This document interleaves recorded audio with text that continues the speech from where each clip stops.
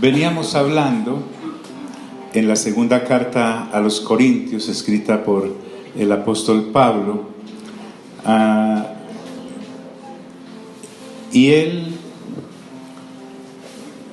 lo vigente de la palabra de Dios es impresionante. A la congregación en Corintio habían llegado personas ni siquiera con fe, mala fe, podríamos decirla mejor, de la que no viene del Padre, de la que no produce el Espíritu Santo, de la que jamás vendría del Dios Hijo. Estas personas habían traído falsas doctrinas, cosas tan blasfemias, diría yo, contra el Espíritu Santo. Aseguraban que la resurrección ya se había efectuado, otros que la resurrección no existía.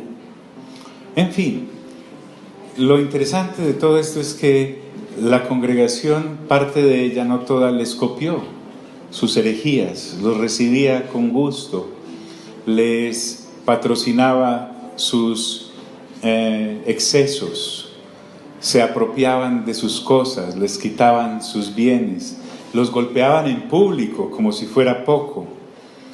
Y cuando una persona no ha nacido de nuevo, pues está bajo pecado y comete ¿qué? Pecados, así sea líder o dirigente o lea la Biblia intelectualmente. Entonces, cuando una persona está bajo pecado y comete pecados, pues está en la mismísima carne. Por lo tanto, todos sus discursos son carnales y alimentan la carne de quienes los escuchan. A tal punto que los hermanos de la congregación allí en Corinto eran borrachos, pero habían nacido de nuevo. No habían renovado su mente para estarles patrocinando desde sus escenarios de predicación la carne. A ellos les parecía que estaba bien eso así. Se robaban unos a otros. En la primera carta encontramos un hombre que vivía con la esposa de su padre como si fuera la mujer de él. Otros seguían con situaciones de falta de comprensión acerca de su identidad sexual. Otros iban a las prostitutas, otros iban a los cultos idolátricos. En fin, sacrificaban a los demonios cuando iban a esos templos. Pero el apóstol Pablo, como un buen padre espiritual, posicionado en la palabra del reino y no en la ley de Moisés, porque recuerda que cuando uno está solo en la ley de Moisés, se dedica a acusar y a apedrear. Él, desde la posición del Padre, les recordó a aquellos nacidos de nuevo que eran hijos e hijas de Dios, que seguían siendo iglesia del Señor Jesucristo, que debían apartarse de esas conductas mediante la renovación de su mente, porque al no haber perseverado en el crecimiento espiritual al cual todos estamos llamados, entonces las personas no cambian de vida así hayan nacido de nuevo. Cuando hace frente a estos falsos predicadores, falsos apóstoles, los llama. En primer lugar, les recordó que el Evangelio es poder de Dios. Repita eso conmigo, poder de Dios. La palabra de Dios como tal no necesita muletas. La palabra de Dios como tal les mostró que aunque esta gente hacía alarde de su procedencia judía y de sus genealogías, el apóstol Pablo también les recuerda a los de Corinto que nunca llegó a hacer alarde de su posición como israelita o por haber sido criado en las Sagradas Escrituras a los pies de Gamaliel o por haber sido de la secta de los fariseos, la más rigurosa de la secta de los judíos. Tampoco les echó en cara de que era de la tribu de Benjamín. Tampoco les echó en cara que sabía varios idiomas, como si lo hacían aquellos falsos. Y entonces impresionaban a la gente con sus títulos. Entonces, en primer lugar, él les demostró que el Evangelio es poder de Dios y tiene vida propia sin necesidad de descansar en la buena reputación pasada de quien la enseñara. Reputación que ni aquellos tenían ni podían ostentar, pero la habían falsificado ante los inmaduros corintios. En segundo lugar, alardeó de algo que no hizo hace muchos años después de fundada la congregación, pero ahora tiene que sacarlo a relucir. Y era algo que no podían sacar a relucir estos falsos apóstoles, y eran los sufrimientos que el apóstol había tenido. Del capítulo 11 de la segunda carta, del versículo 23 al 33, recordemos todos los sufrimientos que el apóstol Pablo con su equipo pasó para llevar el evangelio del Señor Jesús. Estos falsos y cómodos superapóstoles no podían decir que habían sufrido por el evangelio del Señor, porque debemos empezar que ni siquiera lo conocían. Pero esto impresionaba a los hermanos en Corinto y los tenía obnubilados. Pero también Pablo dice, a pesar de uno sufrir mucho, ese tampoco es el fundamento para predicar el evangelio de Dios, que es poder de Él.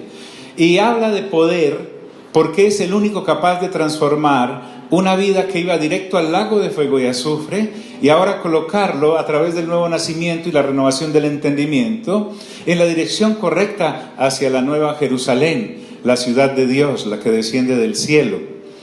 Es el evangelio, poder de Dios. Diga conmigo nuevamente, poder de Dios. También el apóstol habla acerca de una serie de revelaciones que estos falsos apóstoles con ellas lograban impresionar a los congregados.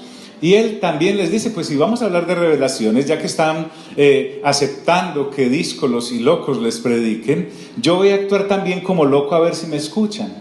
Y entonces les cuenta acerca de que hace 14 años, imagínate, hace 2000 años, hace 14 años, les dice que él fue llevado al tercer cielo, al paraíso, donde vive el mismo Dios, y allí vio y escuchó cosas que le era imposible transmitir, recordándonos entonces que tampoco el poder de Dios y su evangelio descansan sobre nuestras experiencias espirituales, por gloriosas que hayan sido, a tal punto que Pablo cuenta que fue al tercer cielo, pero no les dice qué hizo o qué vio allí, porque el énfasis de él no era impresionar a los creyentes, porque recordemos que el evangelio del Señor es más que suficiente como poder de Dios, y el evangelio del Señor se circunscribe a saber que Él murió en la cruz, que fue sepultado y que al tercer día ¿qué? Resucitó, y además después de ascender está sentado a la derecha de Dios. Entonces, si de revelaciones vamos a hablar, Pablo les dice, yo les podría contar tales y tales y tales, pero ese no es la misión que Dios me ha dado. Así que las revelaciones personales son precisamente eso, personales, entre Dios y yo, pero no para hacer un evangelio general. El evangelio es poder de Dios y puede por sí solo y no necesita de mis experiencias espirituales. También les dice que a causa de las revelaciones y experiencias que Dios le había permitido, Dios había permitido que Satanás golpeara la vida del apóstol con un aguijón que le hacía recordar que era de barro, que era un hombre, que era una criatura, y que eso lo mantenía a ras para que no se fuera a enorgullecer. Pero también aprovecha para recordarnos que el evangelio es poder de Dios y que la plataforma para predicarlo tampoco es nuestra lucha con los demonios, porque era un mensajero de Satanás que lo mantenía humilde, digámoslo así. Sin embargo, él no cuenta esa lucha con ese mensajero de Satanás ni con el mismo Satanás, recordándonos que al igual que muchas personas hoy en día, en aquella época había gente que se mantenía echando fuera demonios, tumbando potestades, haciendo guerras y mapeos y cuanta cosa. Desde luego nosotros creemos que un demonio puede ser echado y reprendido en el nombre del Señor Jesús, eso es obvio, pero esa no es la plataforma para hablar del poder de Dios y de su evangelio. Yo no puedo pasarme la vida hablando de demonios, hablando tanto que no me queda ni tiempo para hablar del Señor Jesús y de lo que realmente Dios colocó en Él para darle a los hombres gracia y volver a restaurar su relación con ellos. ¿Me estoy haciendo entender, amigos? también nos habló acerca de sus debilidades, en el sentido de muchas situaciones que por andar en la vida del Espíritu había podido pastorear aquella congregación tan difícil, porque es relativamente cordial uno pastorear y dirigir en los caminos del Señor y en su crecimiento a alguien que quiere, a alguien que le diga: uy, sí, apóstol Pablo, hágale, por favor, me enseña más, que estoy ávido y sediento y quiero perseverar para el Señor. Eso es una cosa fabulosa, pero otra cosa es tratar de dirigir en este sendero a gente que no quiere, testaruda, pagada de sí misma, etcétera, etcétera, mundanal y carnal. Entonces, pero Pablo tampoco quiere que la predicación del Evangelio, que es poder de Dios, descanse sobre eso que el obrero y la obrera sufren al estar con personas que hay que llevar a la conducta correcta en los caminos del Señor. Quiero saber si me estoy haciendo entender hasta ahí. Entonces, en ese orden de ideas, el apóstol nos decía, voy a leer solo para recordar, para entrar en materia hoy. Él dice: porque ¿en qué habéis sido menos que las otras iglesias? Una de las cosas en las cuales el apóstol también era acusado era, imagínate, por hacer bonito lo miraban feo. Jamás se tomó un tinto de cuenta de ellos, andaba con su cafetera. Jamás se hospedó en la casa de uno de ellos sin pagar lo que se comía en esa casa. Jamás,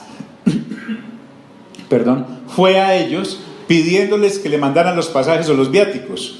Jamás hizo eso, se costeó siempre. Es más, él ya nos contó que saqueó a otras congregaciones para poder ir a llevarles el evangelio. Pagaba por predicar el apóstol. O sea, el apóstol no era de esos que decían: me ponen jet, yate, buque, guardaespaldas, limusina y hotel 24 estrellas, si no, no voy. Y me consignan antes. Estos falsos apóstoles sí, y además les iban a enseñar basura. Entonces, él les dice: hombre, a ver, yo me pongo a pensar en que han sido ustedes menos que las otras iglesias a las que he ido. Y les dice: sí, solo en que yo mismo no les he sido una carga. Segunda de Corintios, capítulo 12, versículo 13, parte B. Entonces, en una ironía guiada por la dulzura y la humildad, él les dice: hombre, perdónenme ese agravio, perdónenme que no les hayamos tratado mal, porque yo no sabía que a ustedes les gustaba que los golpearan en público. No sabía que les gustaba que uno les quitara sus bienes. No sabía que les gustaba que uno les predicara falsas doctrinas. Entonces, perdónenme este agravio, sobre todo el de no cobrarles. Y les anuncia algo, diciéndoles: he aquí, por tercera vez estoy preparado para ir a vosotros. Y recuerden que en el primer viaje misionero, el apóstol funda la congregación. Entre la carta número 1 y la carta número 2, intentó ir y le fue súper mal, porque allá había una fracción o una facción de los corintios que no lo quería recibir, etcétera, etcétera. Pero ahora les dice: he aquí estoy por tercera vez preparado para ir a vosotros. Y se las suelta de plano y les dice: y no os seré gravoso, o sea, tampoco les voy a cobrar. Porque recuerden que estos falsos apóstoles le envenenaron las mentes de los hermanos. Disculpen, ¿están aquí, amigos? ¿Qué es lo que venimos a hacer aquí? ¿Renovar qué? Nuestra mente. Entonces, estos falsos apóstoles decían: ¿sabe por qué el apóstol Pablo, el supuesto apóstol Pablo, no les cobra? Es porque es un aprendiz, y los aprendices no pueden cobrar como nosotros, que sí somos grandes maestros.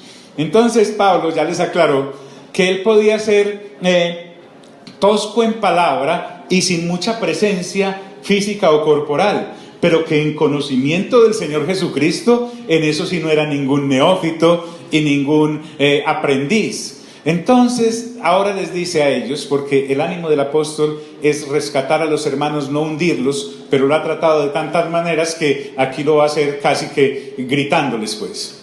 Y les dice: y no seré gravoso. Y les confiesa por qué: porque no busco lo de ustedes. Es decir, yo no estoy en esto para conseguir cosas. Yo antes dejé cosas para meterme a esto.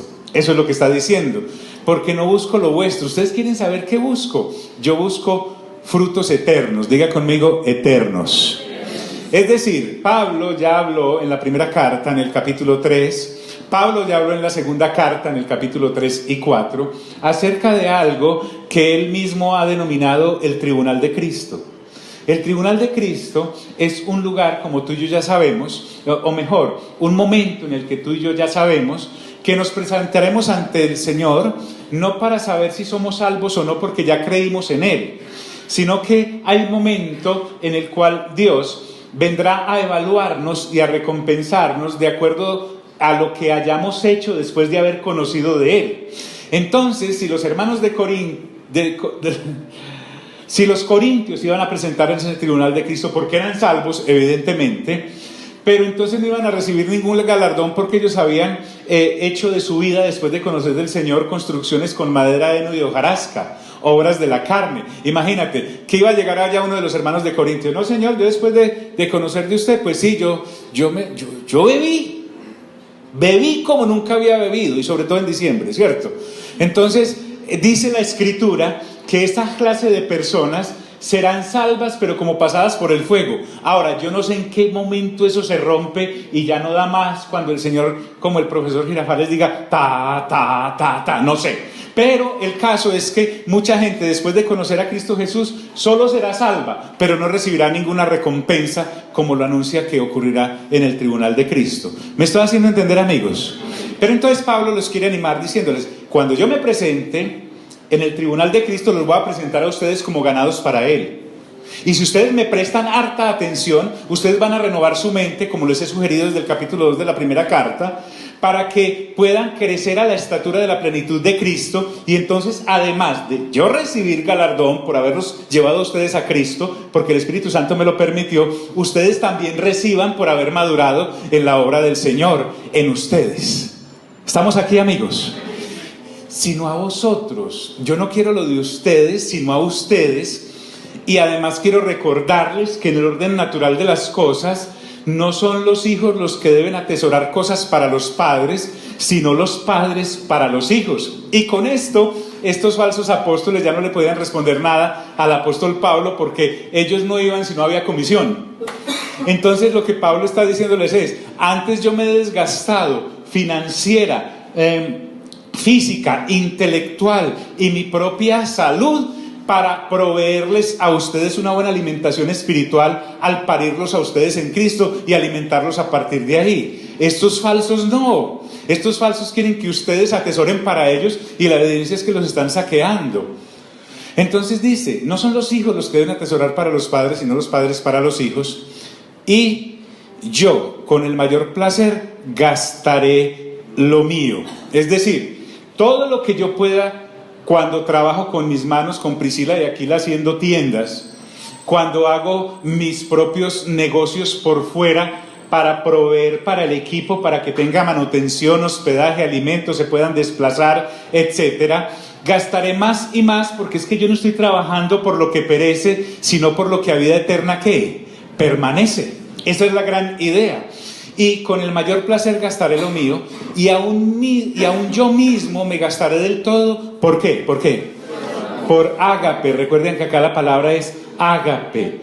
Este amor que me impulsa a amarte sin recibir nada a cambio de ti, porque lo que quiero es que tú prosperes en todo. Me gastaré del todo por amor de vuestras almas. Almas. Las almas son muy importantes. Diga eso conmigo: las almas son muy importantes. Hoy envié un mensajito basado, ¿recuerdan allá en Hechos 27? Cuando el apóstol Pablo está en manos de un soldado, un centurión llamado Julio. Iba preso a Roma, por variar. Pablo viajaba mucho así, de cuenta del Estado, de cárcel en cárcel. Pero iba, ¿sí o no? Entonces se desató una gran tormenta. ¿Recuerdan ese pasaje? Bien. Eso fue de días, y la gente empezó a temer por su vida. Un día Pablo les dice, y los reúne a todos, y les dice: miren, he recibido la visitación de un ángel del Dios al cual sirvo y pertenezco, y me ha dicho que como yo debo ir a Roma y hablar con el emperador, Dios me ha concedido sus vidas. Ninguno de ustedes morirá, como 200 y pico de personas. Eso sí, se pierde el barco. Aquí de esto no va a quedar ni el esquife, los botecitos salvavidas. ¿En qué momento para estos falsos apóstoles que están en todas las épocas empezó a ser más importante el barco que la gente? Y entonces estamos rodeados de prédicas que quieren salvar el barco, no importa que las almas se mueran. En este orden de idea, esto de por amor de vuestras almas queda más que evidenciado. Y Pablo les dice, aunque amándoos más, se ha amado menos. Ustedes funcionan como al revés, mis hermanos, les decía Pablo. Mientras más ya los agapo, ustedes restan el ágape. Y caen en cuenta, pero es que como ustedes viven en la carne, mis amigos, ¿qué van a saber del fruto del Espíritu Santo y sus manifestaciones en su vida? Pero allá es donde los quiero subir. Y deben admitir esto, que yo no les he sido una carga. Reconózcanme eso por lo menos, ya que lo otro no me lo reconocen, o por lo menos guiados por los que me atacan, ustedes les copian y entonces ahora se han vuelto mis enemigos a quienes he amado tanto. Sino que como soy astuto, les dice Pablo, os prendí por engaño, los engañé. ¿Saben qué? Los engañé. Y voy a irles nuevamente. Y como un papá airado, porque esto es una cosa de familia, la primera y la segunda carta de los Corintios es algo íntimo. Nosotros la leemos y la comentamos, pero eso era muy íntimo entre la congregación y Pablo. Casi que les dice, es más, si tienen algún encargo para hacerme, díganme que yo se los llevo de mi plata y gratis, para que sepan pues que yo no voy por lo de ustedes. Mira al de lado, dígale, ay, ay, ay. En esta forma, el apóstol quiere hacer reaccionar a sus amados corintios. Entonces pasa a otra parte, porque estos falsos apóstoles eran una peste. Cuando no atacaban a Pablo, atacaban a sus compañeros. Recuerden que esta carta, creo que la escribe al principio, si usted lee allá en el capítulo 1, versículo 1, deben ser Silvano o Timoteo, alguno de los dos. Está ahí coautor de la carta, así como la primera la hizo con Sóstenes. No con Sostenes, sino con Sóstenes. Sóstenes era un señor, Sostenes es lo otro. Entonces, sino que como soy astuto, dice, os prendí por engaño. ¿Cómo los engañó? No hay ningún engaño en que yo pagué para predicarles y no que ustedes me pagaran a mí para predicarles. En eso consiste. Pero va más allá. Y dice, o díganme, a ver, ¿acaso os he engañado por alguno de los que he enviado a vosotros? Claro, estos falsos decían, él no recibió, pero sí recibieron los otros. O no pasaron por aquí recogiendo una ofrenda que para llevarle a los hermanos de Jerusalén. Y usted ya aclaramos allá en el capítulo 16 de la primera carta, cuando vimos el capítulo 8, 9 y 10 de la segunda, en cómo Pablo administró la ofrenda que le iban a llevar a los hermanos que estaban en pobreza en Jerusalén. Se nombró todo un comité, con gente de varias congregaciones. Fueron gente de Galacia, de Filipos, de Tesalónica, para administrar la ofrenda que le iban a llevar a los hermanos que estaban. Entonces, referente a eso, estos falsos decían, seguramente él directamente no lo hizo, pero mandó sus testaferros, digámoslo así. Entonces les dice Pablo a los de Corinto, pues estaban sacando los trapitos al sol, les dice, ¿acaso os he engañado por alguno de los que he enviado a vosotros? Evidentemente la respuesta de los hermanos de Corinto era, no, a nosotros aquí nadie nos ha engañado. Y trae un caso específico, rogué a Tito y envié con él al hermano. ¿Os engañó acaso Tito? Tito era uno de los miembros del equipo de trabajo del apóstol. Y les dice, cuando Tito fue, pues tumbó a alguien, les robó, se le trajo el reloj, el prendedor a alguna señora, le robó alguna vajilla, un cenicero. No, la respuesta es no. Y no envía a Tito solo, porque a esta congregación uno no podía ir solo porque no se podía defender, había que ir con testigos. Es de esa clase de gente que para poder hablar con ella, uno se tiene que sentar con otro para que le recuerde después qué fue lo que dijo. Terrible los hermanos de Corinto. En todo caso dice, y envié con él al hermano. Este hermano aquí anónimo es otro miembro del equipo que fue con Tito. A ver, ¿los engañó alguno de ellos? La respuesta es ¿cuál? No, tenían que decir que no. A estas alturas, los hermanos de Corinto, los corintios debían estar más apenados. Pero cuando llegó esta carta, porque no todos en la congregación estaban así. Había gente muy chévere ahí, muy leal al Señor, etcétera, que querían la madurez espiritual de su congregación local. Entonces tenían que contestar que no. Y avanza diciendo: no hemos procedido con el mismo espíritu y las mismas pisadas.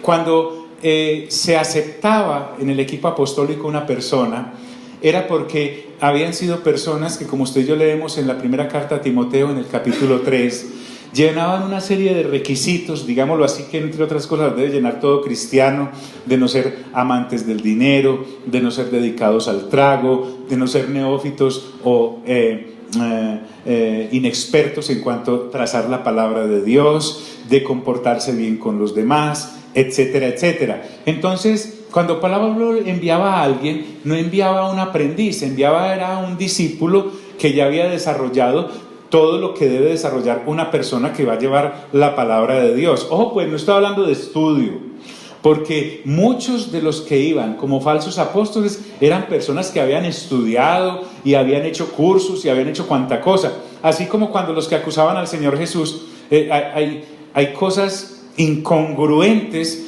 en la persona que estudia sin haber nacido de nuevo la palabra de Dios. Recuerden que en Juan capítulo 7, estos escribas y fariseos y aún los sumos sacerdotes, hablando del Señor Jesús, decían: ¿y cómo sabe este letras sagradas, entiéndase así, sin haberlas estudiado? Hombre, uno diciéndole a Dios que si no sabe algo de teología. ¿Usted se puede imaginar eso? A eso lleva el orgullo espiritual aún en el estudio de las preciosas palabras de Dios, si no es una persona nacida de nuevo. Entonces Pablo les dice: no hemos procedido con el mismo espíritu y en las mismas pisadas. Y entonces les dice: ojo pues, dígale de lado, ojo pues. Pablo también quiere hacer algo aquí ahora: que los hermanos de Corinto, los corintios, no fueran a pensar que con esta carta Pablo les estaba pidiendo alguna clase de disculpa. No faltaba más. Lo que él estaba haciendo era aclarar lo equivocados que ellos estaban por perseverar en las conductas y las obras de la carne. Y por eso entonces dice: ¿pensáis aún que os disculpamos con vosotros? Aclaremos, no faltaba sino que estén pensando que estoy aceptando los cargos con los que me están acusando. No faltaba más, diga conmigo, no faltaba más.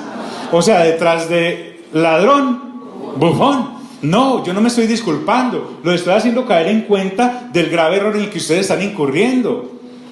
Porque lo que hablen de mí, lo están hablando y despotricando es de Dios. Recuerden cuando en números 13 y 14, y en números 16, 17 y 18, y aún en números 13, el pueblo de Israel hablaba contra Moisés y contra Aarón. Y cuando Dios sale a defenderlo, les dice: ¿cómo os habéis atrevido a hablar mal de mí? Dios diciendo: entonces, el que hable mal de Aarón y de Moisés está hablando mal de mí porque yo fui el que los puse. Entonces aquí Pablo toma la misma escena y dice: yo no me estoy disculpando, los estoy librando de que se metan en un problema sin salida con el mismo Dios que me ha enviado. ¿Me estoy haciendo entender, amigos? Es importante por eso desmenuzar la palabra.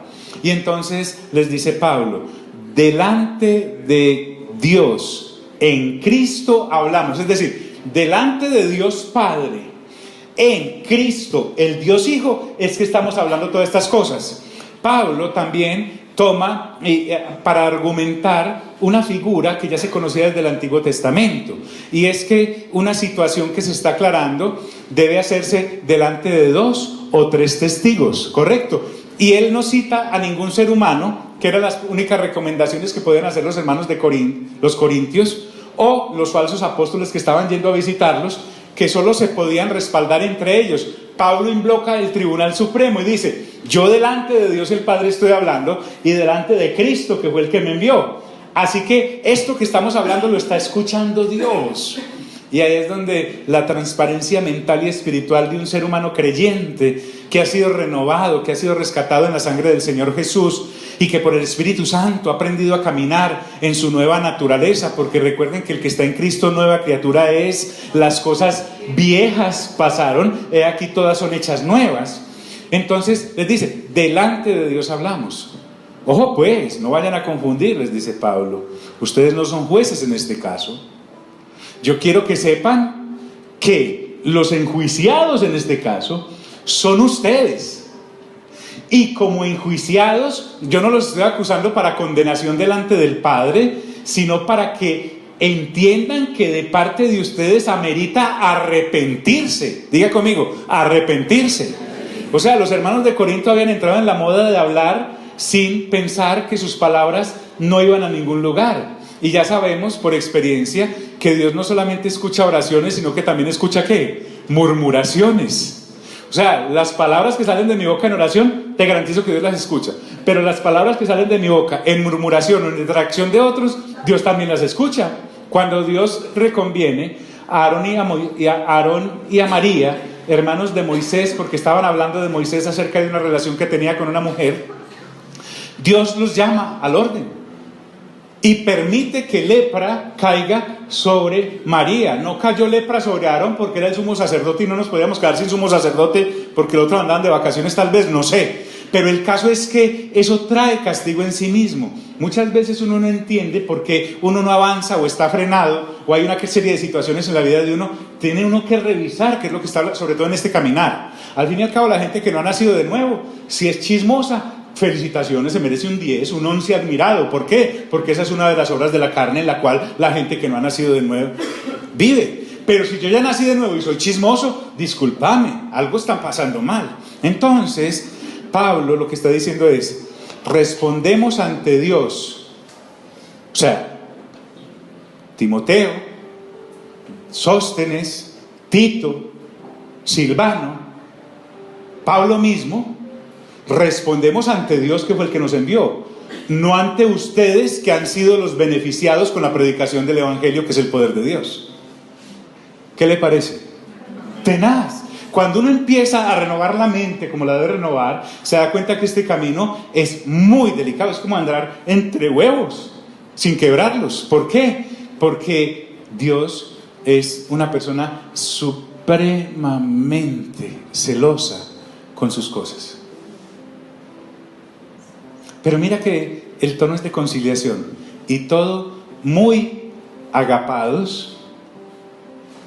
El proverbio dice, engañosos son los besos del que te aborrece. Correcto. Pero fieles son las heridas del que te ama. Él les está diciendo, todo esto se los digo porque los amo. Esto no se los dicen los otros porque no los aman, los quieren es explotar. Y dice, muy amados para vuestra ¿qué? Edificación. Usted entra a un jardín que no ha sido podado, ni ha sido arreglado, ni ha sido abonado. Lo primero que debe hacer es aparentemente destruirlo, arrancar las malezas, levantar la tierra, meterle un buen abono, etcétera, pulirlo, corregir todo lo que está mal ahí. Pablo eso es lo que está haciendo en el edificio que él empezó a construir entre los corintios. Entonces, el asunto acá es que Pablo además les está diciendo, yo no los considero a ustedes mis jueces, siempre los he considerado mis hijos y muy amados. Puede que un hijo deje de amar a su padre, pero un buen padre jamás dejará de amar a sus hijos, por torcidos que estén. Todo lo que hemos hecho con ustedes ha sido delante de Cristo, porque queremos edificarlos y llevarlos a crecer. Y entonces él va a sacar a la luz lo que realmente estaba pasando. ¿Han escuchado la expresión sobre este tema hay una cortina de humo? ¿Han escuchado eso? Es decir, hay una situación real, pero se ha hecho todo un parapeto, de manera que se tocan todas las cosas menos lo que realmente estaba ocurriendo. En últimas, Pablo, guiado por el Espíritu Santo, se da cuenta que es lo que a los corintios les estaba pasando. Fíjense ustedes esto. Primero, ellos acusaban al apóstol de ladrón, y los ladrones eran ellos. Ellos acusaban al apóstol de falsas doctrinas, y los de falsas doctrinas eran ellos. Ellos acusaban al apóstol de no quererlos, y los que no amaban eran ellos. Ellos querían ocultar, tirándole lodo al otro, lo que realmente estaba pasando en sus propias vidas. Mire al de lado, dígale, ay, ay, ay. Mire para dónde va el apóstol. El apóstol le dice, aquí venga y verá. Vamos a apartar la cortina de humo que realmente el diablo, que es un ángel de luz disfrazado. Recuerden que Satanás se disfraza como ángel de luz. Y Pablo ya había dicho, no es de extrañar que sus ministros, porque Satanás también tiene ministros del engaño, se disfracen como ministros de Dios. Entonces les voy a mostrar qué es lo que realmente está pasando. Me temo que cuando llegue, porque ya le anunció la tercera visita, no los halle tales como los quiero, es decir, edificados en el Señor y madurando en Él, sino que los va a encontrar atrasados. Y a la vez les dice, tal vez cuando llegue no los halle como los quiero, maduros en la fe y rectos en el proceder y en el caminar después de haber conocido a Cristo. Y ustedes a mí no me van a encontrar como quisieran, como un padre amoroso, porque parece que voy a tener que llegar con el rejo de la corrección. Correcto. Entonces es como cuando el papá y la mamá saben, después de salir de viaje, que sus hijos han hecho unas parrandas tremendas. Eso no ocurre en ninguna congregación, eso ocurre por allá en Europa, correcto. Pero entonces dice, ahí voy a llegar, espero que cuando llegue, sí. Entonces Pablo les avisa. Esto es bonito de Pablo, yo les aconsejaría eso. Hay gente que llega así de sorpresa, que para ver cómo encuentra a la gente y sorprendido es uno, ¿cierto? Siempre avise que va. Pablo siempre avisaba, ¿cierto? Pues me temo que cuando llegue no os halle tales como quiero, y yo sea hallado de vosotros cual no queréis. Tal vez ustedes quieran hallarme y que yo haya delicado como un padre, y yo quiera hallarlos a ustedes crecidos, maduros y sólidos. Pero el asunto es que si las cosas siguen así, yo voy a ser hallado de parte de ustedes, disciplinándolos, corrigiéndolos y regañándolos. Y esto es serio, porque ya en el capítulo 5 de la primera carta, Pablo había ordenado que se expulsara de la congregación a aquel hombre que vivía con la mujer de su papá como si fuera la mujer de él. ¿Vale?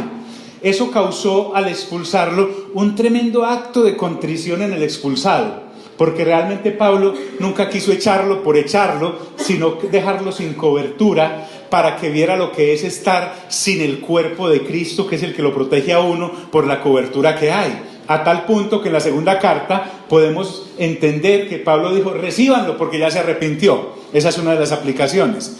Entonces Pablo les quiere recordar que si lo hizo la primera vez, también lo hará la segunda, porque el ejemplo que había dejado con la expulsión de aquel era para que los demás no fuera que dijeran, tan malo el tipo, sino para que dijeran, uy, ¿yo en qué estoy? ¿Me hago entender? Ustedes quieren recordar cuando en Hechos capítulo 5, Ananías y Zafira venden una propiedad y le jalan parte del precio y se la van a entregar al apóstol Pedro, y el Espíritu Santo mata primero a Ananías, perdón, el Espíritu Santo no, que sería como muy difícil decir eso, pero sí, en últimas, por haberle mentido al Espíritu Santo, Ananías muere y Zafira también. Los fueron a enterrar los jóvenes. ¿Recuerdan ese pasaje? Usted se imagina, a final de ese capítulo, en la mitad dice que hubo un gran temor entre todos los que estaban cerca al mover de Dios allí en Jerusalén. Entonces, imagínense, pues uno por lo general carga un cadáver entre 4, ¿cierto? Tiene que ser muy macanudo para cargarlo solo. Y lo que lo fueron a enterrar fueron los jóvenes. ¿Te imaginas la conversación entre los 4 mientras llevaban el cadáver de Ananías? ¿Sí o no? Dice, uy, hermano, imagínate si a este señor murió por ofrendar. ¿Cómo será donde a mí me cuadren cuentas por lo que hago en los after parties cuando salgo de la iglesia, ¿cierto? Esa es más o menos la conversación de ellos. Producir conmoción por el ejemplo que acaba de ocurrir, no para decir, se lo merecía, porque es que muchos llegamos a ese pasaje de Ananías, se lo merecía, y después llega Zafira, ¿cierto? Porque a uno cuando es joven se le olvida muy fácil las cosas, y van a entrar y dicen, no, y entierre también la mujer, y dicen, no, esto es muy serio, hermano, ¿sí o no? Más o menos esa es la idea acá. Pablo les dice, pues me temo que cuando llegue no os halle tales como quiero, y yo sea hallado de vosotros como ustedes no quieren. Y entonces aquí es donde quita la cortina de humo. Diga conmigo, cortina de humo.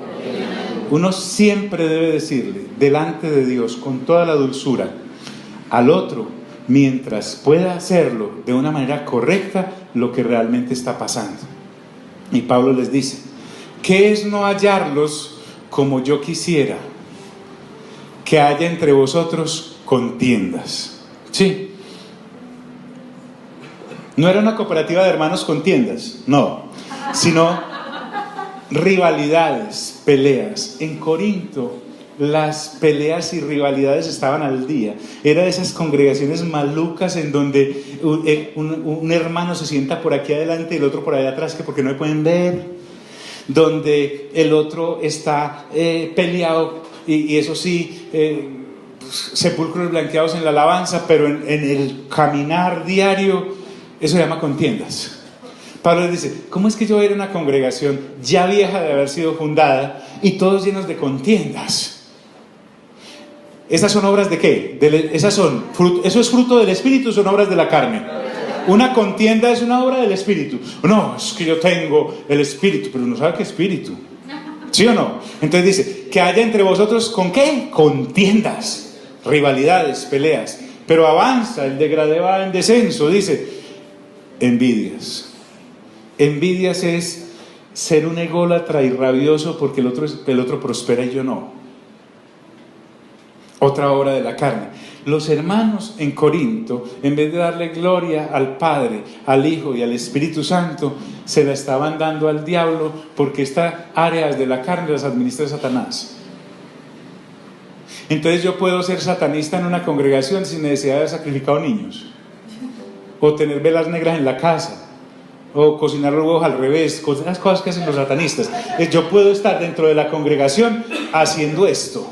Esto es satanismo, esto es carnalidad. Envidia, iras, el iracundo, gente pagada de sí misma, ausencia de humildad. La ira es como el trago, nadie bajo sus efectos obra sabiamente. Correcto, las copas de la ira es mejor no tomárselas. Entonces, el ser iracundo era algo que cundía en la congregación en Corinto. A eso me refiero, está diciendo el apóstol Pablo, de que cuando vaya los encuentre como no los vaya a encontrar. Así que no me tiendan una cortina de humo diciéndome que yo soy ladrón, porque yo no soy ladrón. Es más, si fuera ladrón se los confesaría y ustedes me tendrían que restaurar, porque de eso se trata, que el espiritual restaure al que ha caído, no que le caiga encima. Mira al de lado y dígale, ay. Pero ¿cómo les voy a confesar algo que yo no he hecho? ¿Vale? Divisiones, si no era que dividieran salones para que los niños se acomodaran, no. Recuerden, unos decían, yo soy de Pablo, otros decían, yo soy de Cefas, otros decían, yo soy de Apolos, y otros decían, y yo soy de Cristo. Y allá la gente no sabía de quién era. Entonces, ya esas divisiones vistas allí, todas esas obras de la carne manifestadas, a tal punto que en una de las cartas Pablo les habla a los hermanos de Corinto y les dice, le rogué mucho a Apolos que fuera donde ustedes. Apolos sí no era como Pablo.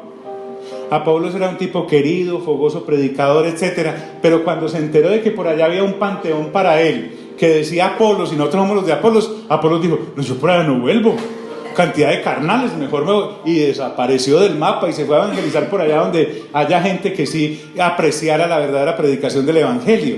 Entonces, divisiones, diga conmigo, divisiones. Terrible, así estaba Corinto. Maledicencias son insultos. Estos hermanos no hablaban en lengua y no vulgaridades. Recuerden que ellos vivían ufanándose de que hablaban en lenguas, y Pablo les tuvo que callar la boca por allá en 1 Corintios 14, diciendo, hombre, le doy gracias a Dios de que hablo en lenguas mucho más que muchos de ustedes. O sea, yo desde que nací de nuevo estoy hablando en lenguas, pero cuando hablo con ustedes prefiero hablar 5 palabras que me entiendan a 10.000 en un idioma así sea angelical. Maledicencias, eso es almar la boca con insultos, con insolencias, con cosas maldichas, con la lengua se hacen todas esas cosas y muchas otras. La persona que todavía de su boquita sale, o mejor dicho, por su boca sale agua amarga y agua dulce. Después ya casi estamos que coronamos 2 de Corintios. No creo que pasemos de 2 servicios más con ella. Y entonces vamos a entrar en Santiago. Santiago, que era el hermano del Señor Jesús. Ese sí habló acerca de lo que es usar mal este miembro llamado lengua. ¿Y por qué? Porque el Señor Jesús dijo sabiamente: de lo que hay en el corazón, ¿habla qué? La boca. De lo que hay dentro del corazón es lo que sale y aflora. Más obras de la carne. Hasta el momento no llevamos ninguna del Espíritu. El único que anda en el Espíritu ahora es el apóstol Pablo, tratando de sacarlos de ahí. Y no está alardeando de vivir en el Espíritu, sino que una persona del Espíritu acomoda lo espiritual a lo espiritual. En 1 Corintios capítulo 2, Pablo dijo: el que es espiritual acomoda lo espiritual a lo espiritual. Tú y yo nos volvemos como espada de doble filo que discierne lo que realmente está pasando para ayudar al otro. Entonces les dice: también hay entre ustedes murmuraciones. Diga conmigo: murmuraciones. Murmuraciones son chismes, rumores, malos chismes. Ay, que mira, en Corinto era: que mira la hermana, mira cómo vino, quién sabe, mira si le diste ese reloj, quién sabe quién dará negocios raros, ¿cierto? Chismes. No, que mira ese hermano. Ya, yo te lo digo a vos, no lo sostengo a nadie. Pablo está harto de eso. Una familia que fue a decirle a Pablo algo de lo que estaba ocurriendo en la congregación, allá en el primer capítulo de la primera carta, Pablo dice: he sido informado de vosotros por los de Cloé. O sea, los de Cloé me vinieron a decir que ustedes andan en divisiones. Y cuando yo les dije: ¿puedo usar su punto de referencia para contarles que usted fue lo que me dijo?, los de Cloé dijeron: sí. Anóteme ahí, por favor. O sea, no es esa clase de hermano de que: Anderson, mira, te tengo que decir algo de... Aprovechemos que Marco no vino. De Marco. Pero no le vas a decir que fui yo. Eso no es así. Murmuraciones. Soberbias, más obras de la carne. Son egos exaltados. Por lo general, el soberbio intenta gobernar con argumentos en contra del conocimiento de Dios. Porque el Señor Jesús ya dijo: ¿quiere alguno gobernar entre ustedes? Sea el que más sirve. ¿Quiere alguno gobernar entre ustedes? Sea el último. Por allá se le aparecieron Juan y Jacobo con la mamá, que para que en su reino el Señor colocara uno a la izquierda y el otro a la derecha. ¿Se acuerdan de eso? Y ellos mismos le habían dicho antes al Señor que en un pueblo no los había querido recibir, que se hacían descender fuego del cielo para borrarlos como hizo Elías. Y el Señor Jesús se quedó mirándolos y les dijo: uy, no, ustedes no saben de qué espíritu son. Y los puso Boanerges, hijos del trueno. Y por lo tanto le dijo a la señora Doña Truena, porque seguramente la mamá era la que los impulsaba a eso. Soberbias, diga conmigo: soberbias. Sí, trato de gobernar con argumentos que van en contra del conocimiento de Dios. Desórdenes. ¿Qué clase de desórdenes? Son más obras de la carne. ¿Le parece un poquito el desorden en el capítulo 11 de la primera carta? Que estos hermanos iban a la cena del Señor y salían borrachos. Como hoy tenemos la cena del Señor y que aquí éramos bien prendidos, transversales abajo, bien borrachos, contra el cementerio que hay allá abajo. ¿Sí? O hablando vulgaridades o en desórdenes, con toda clase de desórdenes. Son obras de la carne. Entonces, miren Pablo tan responsable. Solo un mal padre se puede desentender de sus hijos. Pablo sentía una responsabilidad delante de Dios. Pablo decía: que cuando vuelva me humille Dios entre vosotros. ¿Qué significa? Que ustedes estén tan embebidos en las obras de la carne que yo no pueda tener ningún fruto para presentarle a Dios de entre ustedes, después de todo lo que se les ha invertido a nivel espiritual. A eso se refiere. Que yo me dé cuenta de que realmente ustedes fingieron convertirse, pero no se convirtieron. A eso está hablando. Han perseverado tanto tiempo en las obras de la carne que estoy poniendo en duda la legitimidad de su nuevo nacimiento. Entonces Dios me va de una manera vergonzosa a decir: perdiste el trabajo con esta gente.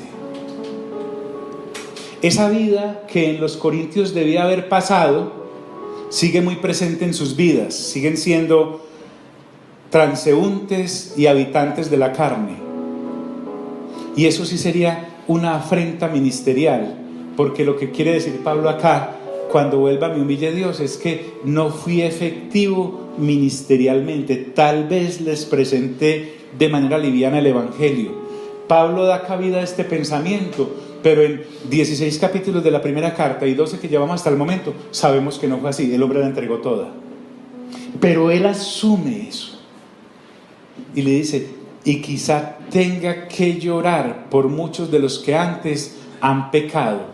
Es decir, por aquellos que, no habiendo nacido de nuevo, que solo habían nacido del papá y de la mamá, por lo tanto estaban bajo pecado y cometían pecados, realmente al verificar las credenciales de conversión, que es el cambio de vida para Dios, por no haber sido efectivas, me dé cuenta de que realmente no han cambiado es porque no nacieron de nuevo. Ahí sí sería acusado de una falla ministerial delante de Dios. Perdí el tiempo. Verificar entonces que hubo cambios, y ahí es donde Pablo mueve la cortina de humo. Y el último capítulo lo va a dedicar a eso. En el capítulo 13 él va a sacar a escena completamente la cosa, y después de eso no es que se desentienda de la congregación de Corinto, sino que con esas 2 cartas y esas 3 visitas, si esa congregación no se arreglaba, había sido el tiempo mejor de dejar eso de lado e irse para otro lugar en donde sí le pararan bolas al Evangelio del Señor, que es poder de Dios. Entonces hay que verificar. Pablo no quería llegar allá y verificar que no había habido cambios en la vida de aquellos creyentes, porque eso sí sería una tremenda desgracia. A eso se refiere cuando dice, y quizá tenga que llorar por muchos de los que antes han pecado, y viene, y no se han arrepentido de la inmundicia. Aquí inmundicia es gas, es impureza en la vida, recuerde que Pablo les habló en la primera carta, en el capítulo 6 y 7, de que ellos eran templo del Espíritu Santo. Cuando mi buen Señor Jesús, nuestro buen Señor Jesús, llegó al templo, que todavía estaba en vigencia hasta el momento de su crucifixión, él fue hecho una miradita y al día siguiente fue bravo, con una ira santa, y volcó las mesas de los que vendían, cambiaban monedas y vendían palomas y animales, y les dijo, mi casa es casa de oración, y ustedes, les dijo a los fariseos, escribas y a los judíos, la han hecho una cueva de ladrones. Ya Pablo cambió el concepto tremendamente cuando les dijo a los corintios que ellos eran templo del Espíritu Santo, y que el templo del Espíritu Santo no se podía usar para las obras de la carne, porque no era para eso, sino para el fruto del Espíritu, que es amor, gozo, paz, paciencia, benignidad, bondad, fe, mansedumbre y templanza, porque contra esas cosas no hay ley. O sea, Dios no lo regaña a uno por eso. Entonces, que yo llegue y encuentre impurezas en sus vidas porque no se han arrepentido de la inmundicia, y les es específico, porque recuerde la frase de Acuño que había sobre la capital, sobre esta ciudad de Corinto. Le decían a la gente, vamos a corintianizar, y corintianizar era, nos echamos todas las canas al aire de una vez, mejor dicho, nadie se acuerda de lo que pasó la noche anterior. Eso era Corinto.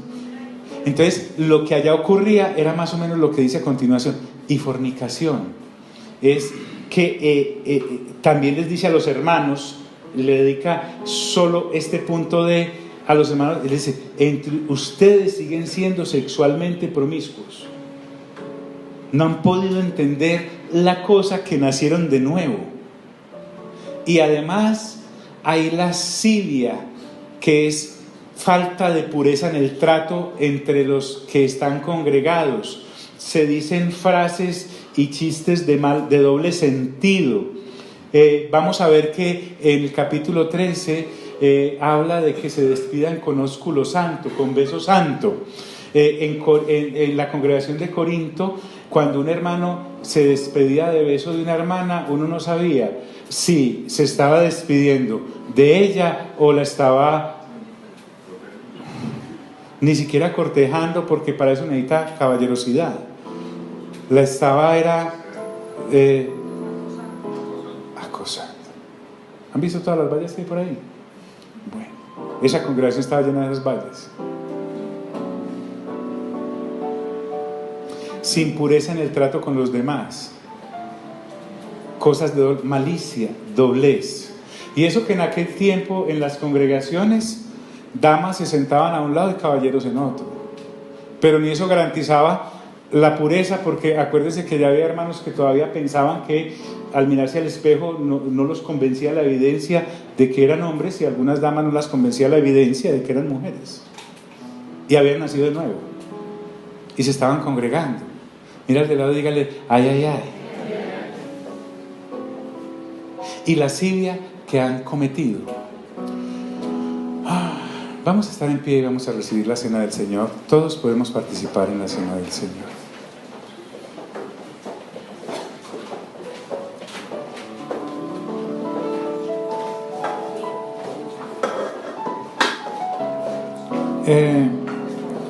Ahí en YouTube está podríamos decir,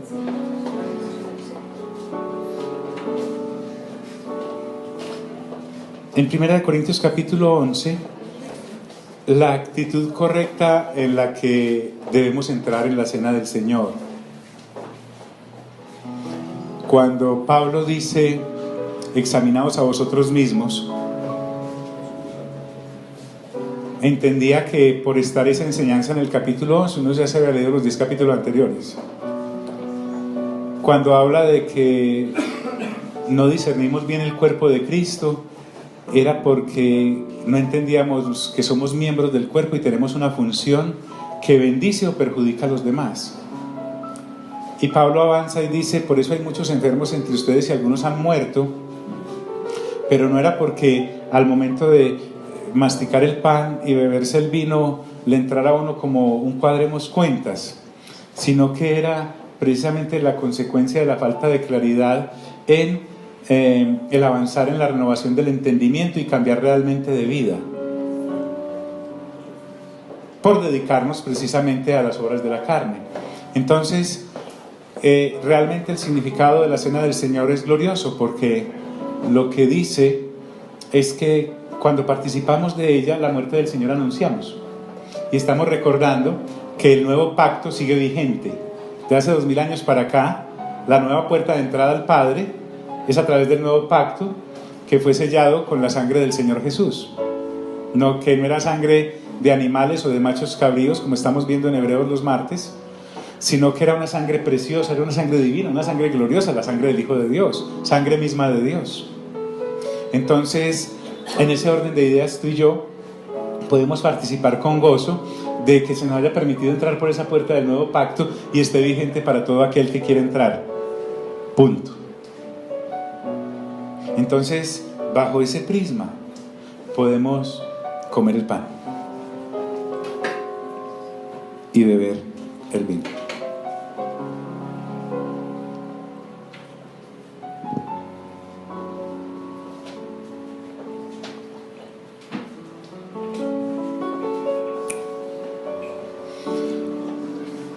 Di conmigo: Señor, gracias por tu bendita palabra. Indudablemente es viva y eficaz y más cortante que toda espada de doble filo, y penetra hasta lo más íntimo de nuestro ser. Te pedimos que cuando tú vengas o mandes por nosotros, nos halles como debemos ser hallados, viviendo para ti y en ti y entre nosotros. A ti sea toda la gloria y toda la honra y todo el honor. Amén, amén y amén. Gloria a Dios.